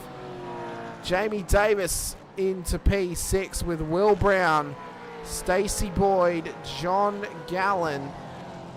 And this battle continues because it's all for P10. Jace Douglas has finally got that move done on Dodsey. He's done a nice move on Dodsey. He's still not over. He still wants to get one more spot off John Gallen, but that wily cat of John Gallen is not going to let that go. It's a top 10 finish for John Gallen. Douglas has just blinked. He's got him. Gallen ran out of fuel before the line. Fuel. Oh, no. Gallen ran out of fuel before the line. Douglas and Dodds both got him. And back into the top 10. Heartbreak. That puts Jace Douglas in 9th, Harry in 10th, and John Gallen just missing out on the top 10, unfortunately.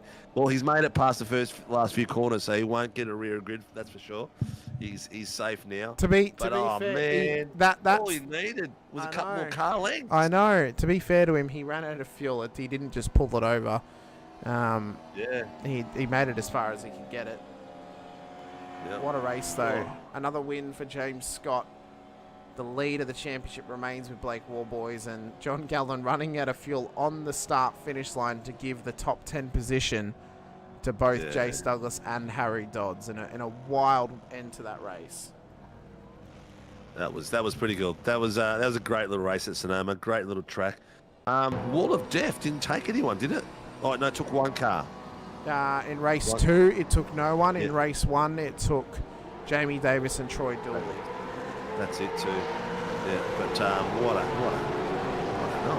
what a horrid start it was as well from Stacey Boyd. I mean, heartbreak for him. I mean, had a great start last week, and then this week just unfortunately not backing it up. Hopefully at Sebring he'll have a better run. We'll see how he does. A few guys out there tonight had a bit of bad luck.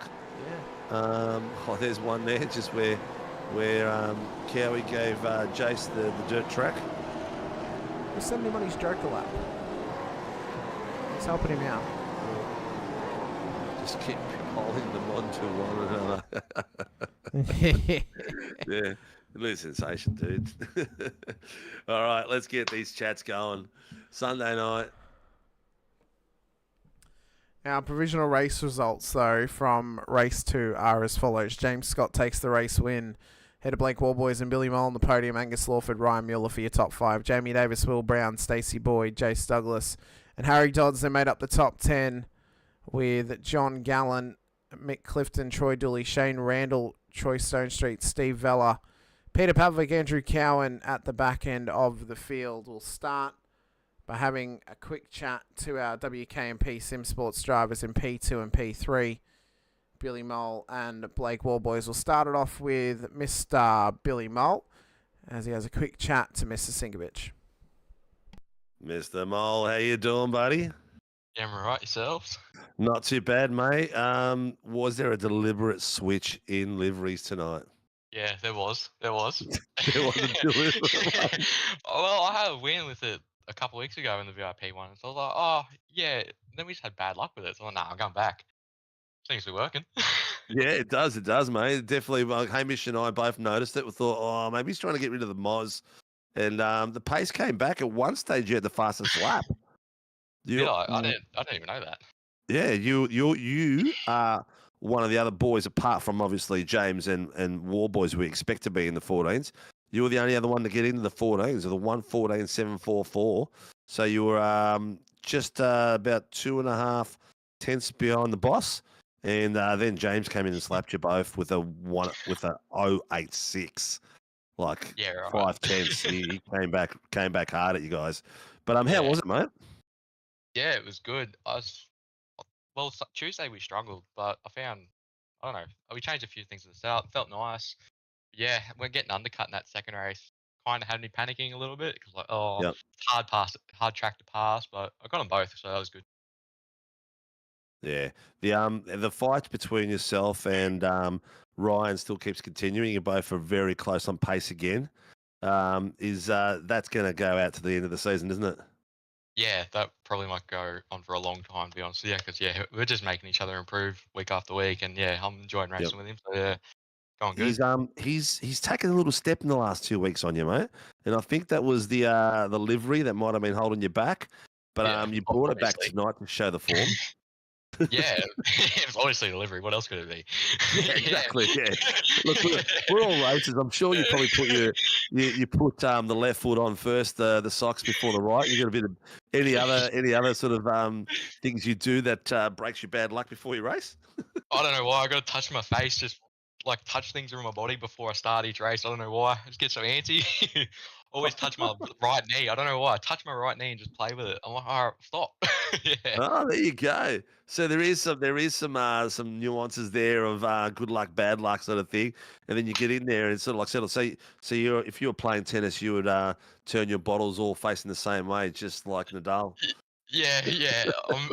Yeah, people know I'm pretty superstitious with that stuff. I need a routine. So yeah, I think that just helps keep You're nerves definitely getting a calm. routine at WKMP because your routine is to be at the pointy end, mate. So it's really good to see. You've had, what has it been? It's been 6 months now. Not quite. I think quite? it was Detroit. It was Detroit at season 1 when I first joined, so it might have been 4, maybe a bit longer than 4 months now. Yeah. You've settled quite nicely in. You're all working together really well. You can see that, like in the break, Stoney and Blake went out to see if they could look. To us, it seemed like they were tweaking the setups a little bit to see how things are going to go for the race. But it seems like everyone was happy. Yeah, we all enjoyed it. We made a few tweaks with it in that warm up there, and it made the car actually feel a lot better than even in race 1. And I felt like I did pretty good in race 1. So nice. Excellent, mate. Well, I know the boss is going to go out and say them again, but nothing like giving your sponsors a double plug. Who gets Mr. Billy Mole, the name that me and Hamish love to yell out, on track and support you, mate?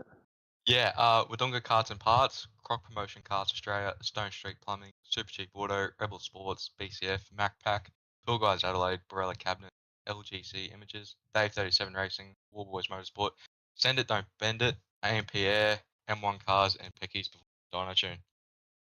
Well done, mate. Congratulations. And 2 more rounds to go. I'm looking forward to the battles. Yeah, I am too. Keen to see you all then. Excellent, mate. Take care, brother. See you. Sinker, did you just say 2 more rounds to go? I think I might have. Yeah, It's one more round to go. It's one more round to go. Yeah. We got one more week. It's Sebring next week. We got 2 more rounds of Tuesdays. To be fair, I can't believe it. I can't believe it. I'm still in shock, mate. All right, let's drag the next victim in. Mr. Warboys in P2 tonight. Blake, sorry to cut you off with your conversation with James there. Congratulations there, mate. P2 on the road in both races. Keep your lead of the championship into the final round next week at Sebring. And I think pretty much you just need to try and get a strong performance out there. And you might have, I think it's Sunday championship number 3 in a row, isn't it? I think you won last season, and then this year's. No, it is still 2 in a row because we've had this championship. Yeah. Well, that sorts that math out. But yeah, to try and get your 2nd in a row, which has been a very tough season for you. And yeah, I mean, what a performance tonight though. 2 P2s, good battles on track. Yeah. Bit better than the intensity of last week. Yeah, like the racing was definitely a lot better. I reckon it's quite good. I'm back to backing wheelbases at the moment, so just trying a few things, seeing where to maybe gain a little bit, if anything. But nah. Do you use any haptics at all, or anything like that, mate? Like any? Nah, nothing no on the haptics pedals, or nothing anything. on the chassis. Nah, nothing like that. Just just the wheelbase. Just the wheelbase. Yeah. So what are you sporting at the moment? Running the VRS Direct Force Pro, the 20 Newton meter. Yep. That's what I've had since before the start of the Pro Series began. Yep. So it's been good. But yeah, had Johnny's Logitech DD. Yeah. And it's interesting because I think it uses like the bass or something to give you that little bit of extra, I don't know, feeling. Like you can really feel the wheel spin, brake locking and that. But because it's a weaker bass, you lose some other little textures. So yeah, just trying a few things, seeing if there's anywhere I can sort of pick up something. Would love to try a SimiCube, but they're not cheap, are they? No, it's a bit rich for my blood, especially with karting. I was about to say, mate, that was my next question there. With karting, it's you sort of got to split the difference of where you spend the money and where you don't spend the money. True. Yeah. You know, like I haven't really added anything to my sim for quite a bit now. So, which has been good. It's just trying to keep the computer on top of it, which has been a nightmare. Well, I don't think you're the only one, mate. We've right across the series and across other leagues that we run as well. People have been having issues with the iRacing updates as well. So, a bit of rain here and there make people's computers do all sorts of weird things. Me, not a massive IT person as far as components for PCs. I can get back and run them and shit, but it's way beyond my scope. So, are you updating the PC as well, or? I've done updates. It's a couple generations behind now. Yep. But like around here, I was getting over 200 FPS, which is pretty good, and it doesn't struggle. But as soon as you get to rain, it can drop down to like 50. So. Yep. And then track dependent. Daytona's a killer. Everyone knows that. I've even seen a video of a 5090 struggling at Daytona. So. Yep. There's not much hope for us on like a 30 series card. Yeah, but definitely. I've got everything basically on minimum besides the cars, and it's still the track dependent whether it struggles. The 3D curbs are now another killer for mine. The Hungara ring is the worst for me, Blake, with all the trees and the forest. Yes, so that and Spa, if it rains, it's horrid. Yeah. Oh, 100%. I was about to say, even Spa, like something with a lot of trees, a lot of background. Yep. I think Okayama even. VIR as well can be bad too, so Winton is the worst for me. I get very bad stuttering at Winton. Ironic. It is horrid. The time for the internet in Australia and the servers that run the Australian series to get updated. Third world country as far as we're concerned. The internet, yeah. Yeah. Well, mate, it's good to see. Obviously, Bub's keeping you entertained. Gemma has said that you're busy with the karting and the baby as well, which is cool. Good to see Gemma's out there watching. The family's always watching because we always get a few posts here and there from them all there. Dad's always been cheeky in the streams, I see. So. It's good to see. The support is definitely out there, mate.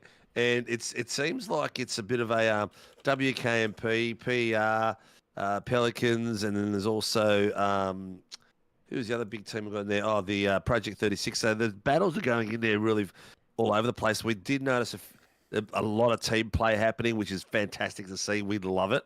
And I think after tonight's race, definitely going to be a team trophy for next season in the Sunday series, 100%, because it deserves it, because you guys do really well as teams out there as well. Mate, who gets you out on track and supports you apart from, well, not apart, but everyone, family, sponsors?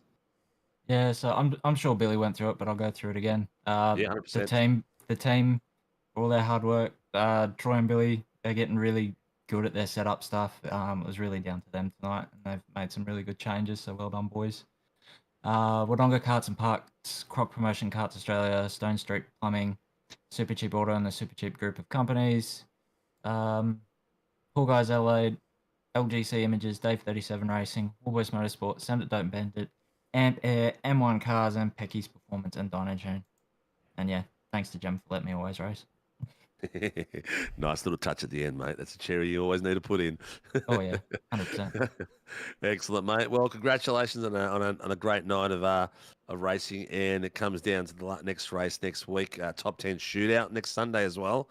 So that's that little bit of extra spice we'll have to finish the season off, and then we'll launch season 2 for this amazing car with even more giveaways and more battles to be had with another class to keep the deck a bit more fuller. But mate, fantastic job. Congratulations. Thanks, guys. Next up, we have our race winner and round winner here this evening of the Chiefs, James Scott. James, congratulations. Another double win for you. Broken foot and all. Mate, how was it out there? Because obviously a 20 and a 40, a bit longer racing comparatively to Tuesday. How did the foot/ankle hold up with that level of racing out there tonight? Yeah, no, it was good, mate. That was a good race. Yeah, I think I'd be probably struggling if it was my left, but right foot can just dial down the force on the throttle a bit, and we're good to go. Mate, what happened at the start of the race? My view on the second camera, I could see your rear tyres spinning, and no smoke. Was it a clutch issue? Because you bogged it right down, yeah? Yeah, it was probably a repercussion of me having zero feel in the throttle at the moment. Yep. Because the kilos is literally on the lowest. So it was, throughout the whole race, it was really hard to modulate the throttle. But yeah, at the start, second one was decent. But yeah, first one, just didn't practice, and yeah. Yeah. It was weird seeing it because the tyres were literally free spinning at the rear. Front wheels were locked, and there was no smoke coming out. I'm thinking, what the hell's going on here? But dude, how much pain are you in? No, she's all right. Yeah, no, it's last week was out of the question, but yeah, which really sucks because I was looking forward to a good battle with Blake for the championship. All the way to the very end. Hey mate, anything can happen. Yeah. Anything can happen. We've seen it. But these enduros in the top 10 races can get quite hectic. But I'll tell you what, mate. If you're having problem modulation accelerator and stuff like that, I wish I had the ability to be at your worst because you were still driving the pants off that thing. You got a 1:14.086. You nearly got it under 13 seconds, under 14 in the 13s. Yeah, no, it's I don't know. I tried a little bit with the car tonight. I didn't have too much confidence after Tuesday, but massive setup swing and seemed to be pretty decent. So I can't complain too much. First stint was a little bit, just trying to pass some cars, and by the time you sort of use up a bit more tire. But second stint were quite consistent and quite fast. So yeah, no, happy with it. We'll keep going down this direction maybe and see how we end up. Excellent, mate. Well, congratulations, dude. Great fighting tonight. Great racing. A lot of little battles as well, which was fantastic. And who gets yourself on track, mate, and supports the team? Yeah, thanks to the guys at Chiefs, Aussie Broadband, Logitech G, Westfield. Great to have those guys on the car. You guys for the broadcast and series admin, all those people as well. Thanks again. Excellent, mate. Great work. Good luck for next week, mate, and I hope the foot gets better. Thanks, mate. Cheers. And then there was one sinker. There was one. One round to go. I know. Yeah, That's absolutely nuts. It's disgusting how fast it's gone, isn't it? Oh, Disgusting mate, how quick. I think it's roughly 18 weeks, 14 rounds can go. Yeah. It's crazy, absolutely crazy. It's one of those things. It's like you come in. We come in every week. We have fun and we love it. And these boys. I mean, me and you are just a little bit of sprinkling and icing and the cream. But these boys here on track every Sunday night put on such an amazing bit of talent. I wish I had. I mean, I'd be happy to have half the talent. I mean, some of these guys have 5,000 rating, so it's like half the talent would actually increase my talent still. So yeah, it's unbelievable. It's good to be out here. It's good to be out commentating on their performances and doing it with you, mate. It's been a great night. Yeah, been absolutely fantastic. One more round left for us to go here in the Warren and Brown Tools V8 Supercars Championship for Season 1 of 2025. Next week, our Enduro race at Sebring, 300 kilometres, qualifying in the top 10 shootout to come your way next Sunday, as well as did I say 300 Ks? Sorry, 80-minute race around Sebring next week. Yeah. It might feel like 300 Ks for them because 80 minutes of racing at Sebring feels like a long time. So it will be a long night for them of practice and qualifying and shootout, and then, as I said, 80 minutes of racing. So it'd be a hell of a way for us to end our season to crown our first Sunday champion of 2025. So you guys do not want to miss it. Be sure to hit the like button, and subscribe, the bell icon as well, so you're notified whenever we go racing here on SRW TV, including our Tuesday Warren and Brown Tools V8 Supercars series. We've still got 2 more rounds to go of that championship as well. Oh no, 3 rounds left of that series. Sorry, I keep on forgetting because they have an extra week. 3 rounds left of the Tuesday series, 3 rounds left of the Wednesday Moser Racing Super Formula Lights Championship, and 3 more rounds of the Thursday night Toyota GR86 Nationals as well. So much more racing to come your way here in SRW, not just for the rest of Season 2, but for Season 3 and beyond as well. Big shout out to all of our series sponsors, including our title sponsors, Warren and Brown Tools, for their support of the Sunday Night V8 Supercars Championship and the Tuesday Night V8 Supercars Series, to Moser Racing for their support of the Super Formula Lights Championship on Wednesday nights, as well as coming on board as the title sponsor of the Australian Open Wheel Nationals as well. And to our other series sponsors, Shunt Scenery, Groom Industries, home of the V8 Coffee Table, which can be found on Prime Video's Top Gear Australia during the news, interviews and other studio segments, and to Phoenix Driver Development. You can message PDD on Facebook or Laz and Rehan Leonage on Discord. Get you guys set up with some setups for the supercars or some training sessions as well. They make setups and do training for every supercar from the 2009 Ford Falcon all the way up to the Gen 3 supercar as well. And they're very talented in doing so. You guys can find direct links to all of our series sponsors in the descriptions of all of our streams here on SRW. But I've been Hamish Munro with Steve Sinkovic alongside. Appreciate your time, appreciate your effort being here with us once again. We'll see you guys next week for the final round out at Sebring. But until then, stay safe, drive hard, and as always, bye for now.